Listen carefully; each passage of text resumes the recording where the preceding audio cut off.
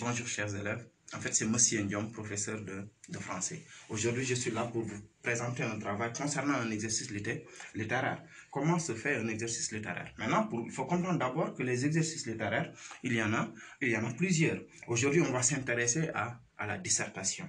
Puisque vous êtes des élèves de terminale, cela veut dire que vous ne pouvez pas vous passer de la dissertation, n'est-ce pas? Maintenant, c'est quoi la dissertation? La dissertation, c'est un exercice littéraire qui vous permet de vous exprimer. En quelque sorte, c'est comme la rédaction classique que vous avez connue. Mais seulement avec la dissertation, ça demande une certaine méthodologie. Maintenant, comment réussir une dissertation? Pour réussir une dissertation, il faut d'abord qu'il y ait un sujet. Par exemple, on va choisir un sujet au hasard. Par exemple, l'argent fait le bonheur. L'argent fait le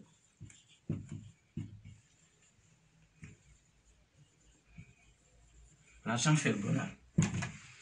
Supposons par exemple, vous avez un sujet, par exemple ici, dans lequel on vous dit l'argent fait le bonheur. Et on vous demande de disserter. On peut vous dire ici, commenter. On peut dire ici, discuter. On peut dire ici, analyser. Maintenant, pour commencer, il faut toujours voir quel type de sujet nous avons. Ça peut être un sujet à orientation critique ou bien un sujet à orientation analytique. Ici, regardez, c'est quoi un sujet à orientation critique? Un sujet à orientation critique, c'est un sujet dans lequel on vous demande de conserver les dires de l'auteur et aller au-delà de l'idée de l'auteur. Par exemple, ici, quand on dit l'argent fait le bonheur, ici, ce n'est pas une question inanime. Tout le monde ne peut pas être d'accord que l'argent fait le bonheur. Pour certains, l'argent aussi fait le malheur. Dès cet instant, il y a le sujet, l'idée du sujet et l'opposé de l'idée du sujet. Dans ce cas, on dira que nous avons un sujet à orientation critique. Sujet à orientation critique. N'est-ce pas? Maintenant, quand nous avons un sujet à orientation critique, il y a une méthodologie à suivre. Par exemple, quand on dit l'argent fait le bonheur. Maintenant, regardez le sujet. Il faut toujours commencer par regarder si dans le sujet, il y a des mots difficiles ou bien si le sujet est long. Et dans ce cas ici, on pense bien que le sujet n'est pas long. L'argent, c'est quoi l'argent d'abord? Tout le monde sait que l'argent, c'est une valeur monétaire. Ça peut être une pièce, ça peut être un billet. Parmi les types d'argent que nous connaissons, nous connaissons Ouguiya, CFA, dollar, euro, yuan, yen. N'est-ce pas? Tout ça, c'est des monnaies. Maintenant, fais le bonheur. Le bonheur, c'est quoi? Le bonheur, c'est un sentiment de satisfaction. C'est-à-dire, c'est un sentiment d'être heureux par la satisfaction. Maintenant, ici, si on dit l'argent fait le bonheur, cela revient à dire que l'argent procure le bonheur. N'est-ce pas? L'argent procure le bonheur. Maintenant, comment est-ce qu'on va faire pour expliquer que l'argent fait le bonheur?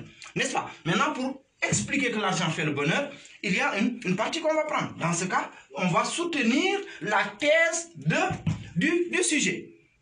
Dans ce cas, on dira que nous avons un sujet à orientation critique. Maintenant, puisque nous avons le sujet, tout le monde sait que pour un travail littéraire ou bien un exercice littéraire, il faut impérativement qu'il y ait trois parties. On a d'abord l'introduction.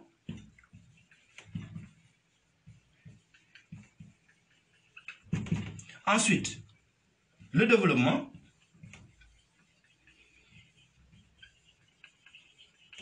Et enfin, nous avons la conclusion. Enfin, nous avons la conclusion. Maintenant, pour qu'on puisse commencer le travail, il faut toujours commencer par l'introduction. C'est l'entrée en matière de tout travail littéraire. Par exemple, avec l'introduction, on va essayer de voir les différents points qui composent l'introduction.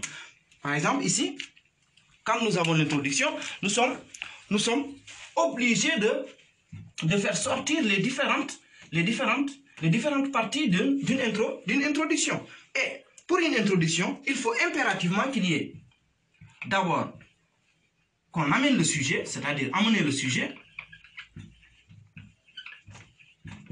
Ensuite, on pose le sujet, c'est-à-dire poser le sujet.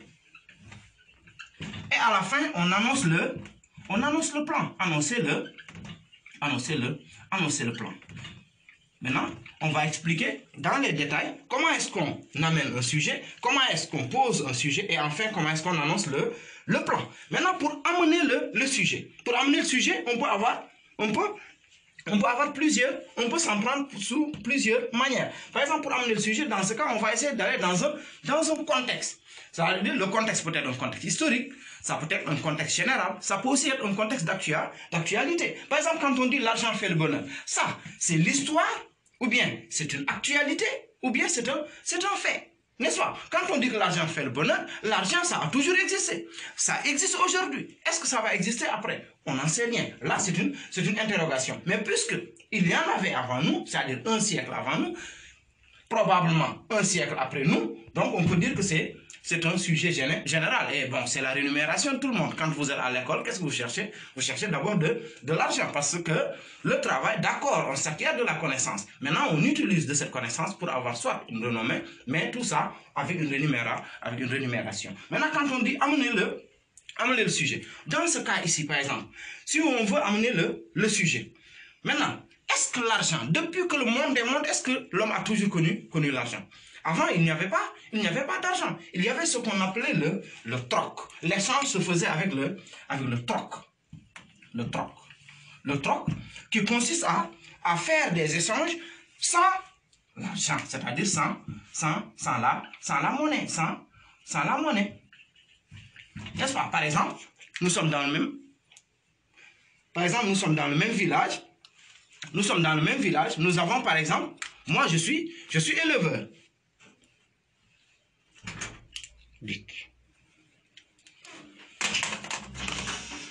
Par exemple, moi je suis